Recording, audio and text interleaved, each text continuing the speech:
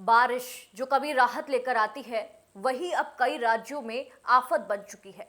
दिल्ली से लेकर उत्तर प्रदेश, हिमाचल, उत्तराखंड, गुजरात, महाराष्ट्र और जो पूर्वोत्तर के एरिया हैं, वो राज्य हैं, उन तक मानसून ने पूरी तरह से तबाही मचा रखी है। कहीं सड़कें दरिया बन गई हैं, कहीं पहाड़ दरक रहे हैं, कहीं इमारतें गिर गई हैं, तो कहीं बिजली गिरने से लोगों की जान जा रही है। आखिर देश में बारिश का सबसे ज्यादा असर कहां पड़ा है, किन राज्यों में रेड अलर्ट जारी हुआ है और इस मौसम में आपको किन बातों का ध्यान रखना चाहिए। इस वक्त आप इंडिया न्यूज देख रहे हैं और मैं हूं आपके साथ आंचल श्रीवास्तव। आज की पूरी मौसम की रिपोर्ट लेकर हाजिर हूं। पूरे देश की मौसम की इस वक्त रिपोर्ट आपको इंडिया न्यूज पर देखने को मिल जाएगी। देश भर में मानसून पूरी तरह से सक्रिय है और जुलाई की शुरुआत से ही सामान्य से अधिक बारिश दर्ज की जा रही है।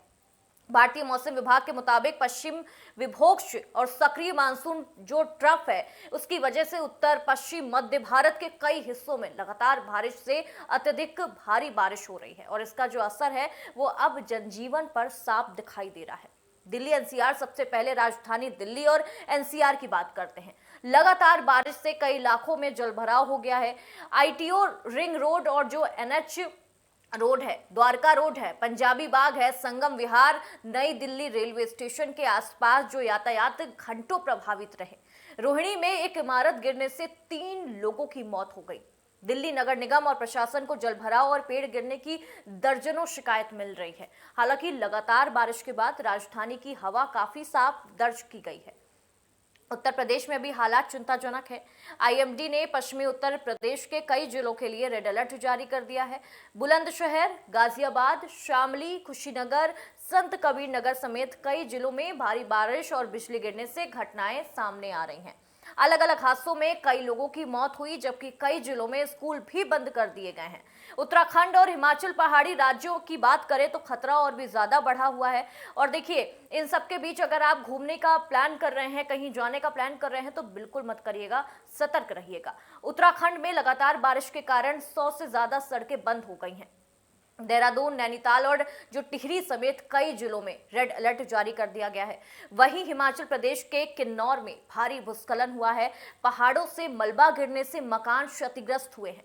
कई गांवों को संपर्क उनका टूट चुका है। गुजरात और महाराष्ट्र, गुजरात के सूरत में जो बाढ़ का पानी है वो धीरे धीरे उतर रहा है, लेकिन नुकसान काफी बड़ा हुआ है।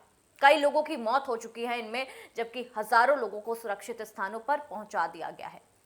बात महाराष्ट्र की करते हैं। महाराष्ट्र के पुणे और ठाणे, रायगढ़, पुणे और सतारा में लगातार मूसलाधार बारिश हो रही है।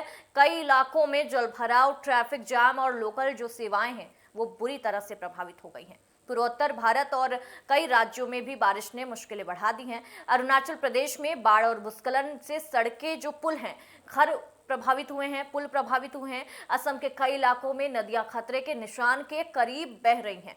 राहत और बचाव दल लगातार प्रभावित इलाकों में तैनात हैं और हर तरीके से निगरानी की जा रही है। वहीं मौसम विभाग की चेतावनी, भारतीय मौसम विभाग ने अगले 24 से 38 घंटों के दौरान कई राज्यों में भारी बारिश से अत्यधिक भारी बारिश की संभावना जताई है और कुछ इलाकों में फ्लैश फ्लड, कुछ जगहों में लैंडस्लाइड और कई शहरों में शहरी बाढ़ का खतरा जो है वो बना हुआ है।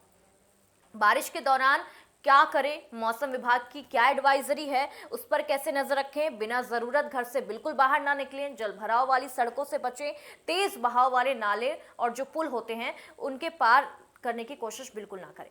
बिजली के दौरान जो सड़क है, जो खुले मैदान है और पेड़ और बिजली के खंभों से दूरी बनाकर रखें। मोबाइल चार्ज रखें। जरूरी दवाइयां साथ रखें। पहाड़ी इलाकों में यात्रा से पहले प्रशासन की सलाह जरूर लें। विशेषज्ञों का ये कहना है और उनके मुताबिक लगातार हो रही अत्यधिक बारिश का एक बड़ा कारण सक्रिय मानसून सिस्टम, पश्चिमी विक्षोभ और कुछ क्षेत्रों में स्थानीय मौसमी परिस्थितियां हैं वो बताया जा रहा है। जलवायु परिवर्तन यानी कि क्लाइमेट चेंज के कारण भी कम समय में बहुत अधिक बारिश की घटनाएं जो हैं वो बढ़ रही हैं, जिससे अचानक बाढ़ और भूस्खलन का जो जोखिम है वो भी बढ़ता दिखाई दे रहा है। फिलहाल राहत एजेंसियां लगातार निगरानी कर रही हैं, लेकिन आने वाले कुछ घंटों में 24 से 48 घंटे बेहद अहम माने जा रहे हैं। अगर आप किसी प्रभावित इलाके में हैं तो प्रशासन और मौसम विभाग की सलाह का पालन करें, क्योंकि देखिए इस वक्त एक छोटी सी लापरवाही भी भारी पड़ सकती है आपको। तो कैसी लगी आपको हमारी ये रिपोर्ट, हमें जरूर बताइएगा कमेंट करके। नमस्कार।